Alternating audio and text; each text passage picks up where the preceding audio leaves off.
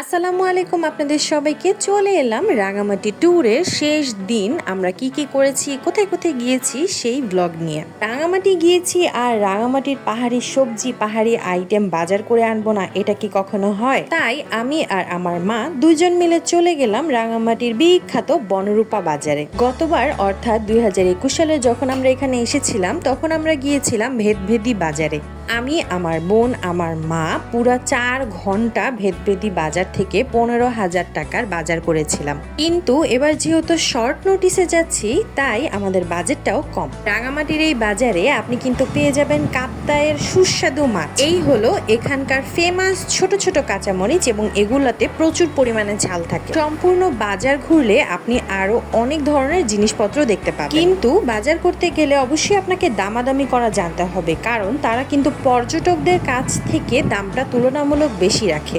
ঘোরাঘুরি এবং রাঙামাটিতে খাওয়া দাওয়া করে যেটা বুঝলাম যে রাঙামাটির মানুষজন ঝাল খাবারটা একদমই কম খায়। যেহেতু রাঙামাটি কাপ্তাইয়ের পাশে এবং তাদের সেখানে মাছ তুলনামূলক দাম কম, তাই তারা প্রত্যেক বেলায় চেষ্টা করে মাছ খাবারে রাখার। এপ্রিল মাসে গিয়েছি, তারপরেও সেখানে বেশ কিছু ফল আমি দেখতে পেয়েছি, যেমন কাঁঠাল, আম, লিচু। যদিও সিজনের আগে সিজনাল ফল পাওয়া একটু অবাক করা ব্যাপার। আমরা গিয়েছিলাম প্রায় বিকেলের দিকে, তারপরেও সম্পূর্ণ বাজারে এত পরিমাণে ভিড় ছিল বলার বাহিরে। আমার কাছে বাজারে থাকা নারকেল এবং কলা, এই দুটো জিনিস ভালো লেগেছে।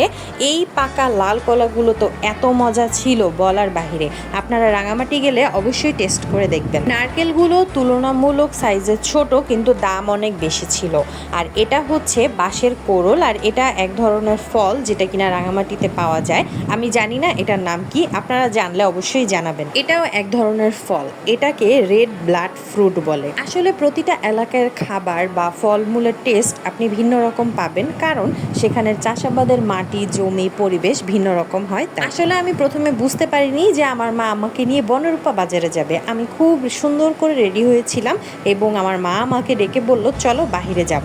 আমি তো ভাবলাম হয়তো এখানে ওখানে কোথাও ঘুরতে যাবে, কিন্তু আমার মা যে আমাকে বাজারে নিয়ে আসবে সেটা আমি বুঝতে পারিনি। এই বছর এই সিজনের প্রথম আম কিন্তু আমরা রাঙামাটি থেকেই খেয়েছি। আমগুলো সত্যি অনেক মজা ছিল। জানলে অবাক হবেন, এই ছোট ছোট দেখতে জিনিসগুলো কিন্তু বেগুন। এরপর আমরা গিয়েছিলাম পাহাড়ি ডাব ক্রয় করতে, কিন্তু ডাবগুলোর দাম এত বেশি চাচ্ছিল যে আমরা একটু কনফিউজ ছিলাম। এসব ছাড়াও আমরা বেশ কিছু আইটেম কেনাকাটা করেছি, যেটা কিনা আমার রাঙামাটি ট্যুরের শেষ ভিডিওর শেষ অংশে দেখতে পাবেন। এটা হচ্ছে রাঙামাটির খাঁটি মধু, কিন্তু এই সম্পূর্ণ বোতলটার দাম তারা চাচ্ছিল 1200 টাকা। দাম বেশি হয় আমরা আর আনিনি। দিনের আলোতে বাজার করতে বের হয়ে সন্ধ্যায় আমরা হোটেলে ফিরি। প্রায় 4 ঘন্টা আমরা বাজার করেছি, কিন্তু এটাও একটা এক্সপেরিয়েন্স, তাই না? প্রত্যেকটা জেলার ফেমাস কিছু আইটেম থাকে, আর প্রত্যেকটা জেলার শাকসবজির টেস্টও ভিন্ন রকম হয়। হোটেলে যাওয়ার পরেই সবার আগে আমার মা আম কেটে খেতে দিল, এবং সত্যি বলতে আমটা অনেক মজা ছিল। কিন্তু ওই যে বললাম, আমের চেয়ে আমার কাছে বেশি মজা লেগেছে